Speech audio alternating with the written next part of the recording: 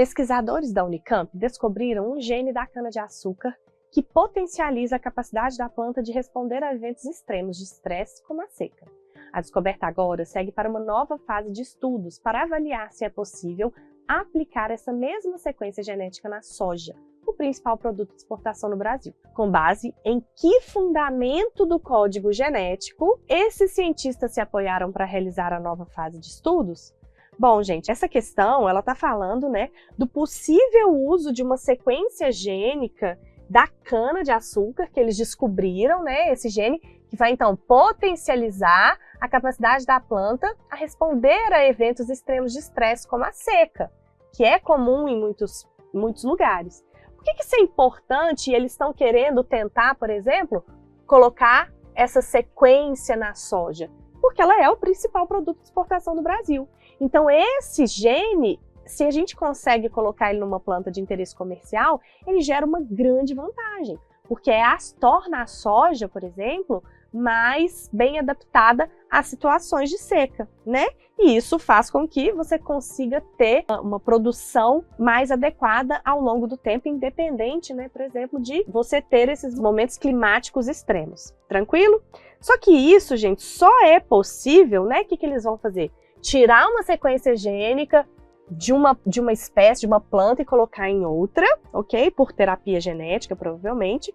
Mas isso só é possível porque o código genético, ele é universal. Então, o que isso significa, A universalidade do código genético, ela refere-se ao fato de que ele é praticamente idêntico em todos os organismos, em todos os seres vivos, permitindo, então, que os genes de uma espécie sejam expressos em outro.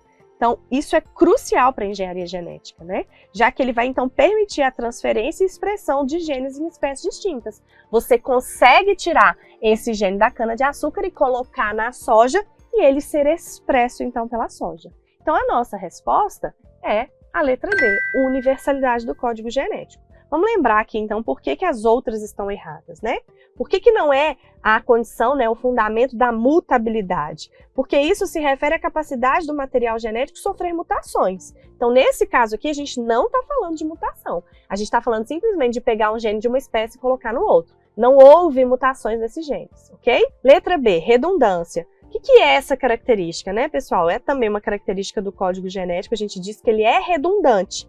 O que isso significa? Que a gente tem múltiplos códons codificando o mesmo aminoácido, o que não está relacionado com a transferência de genes, É aquela coisa, você tem lá uma sequência de 3 letras, A, T, C. Isso aí vai codificar um determinado aminoácido. Às vezes você tem uma mutação em uma única base nitrogenada, mas ela vai gerar um aminoácido que é igual àquele ali, é o mesmo aminoácido, porque você tem mais de um códon codificando o mesmo aminoácido. Isso é uma característica do nosso código genético, mas não é aqui a questão está falando. Letra C, especificidade. Não é essa, porque isso se refere à precisão com que os códons correspondem aos aminoácidos, E não essa transferência de genes. E a letra E está falando da não ambiguidade, que significa o quê? Que cada códon especifica apenas um aminoácido, o que também não está relacionado com essa transferência de genes aí.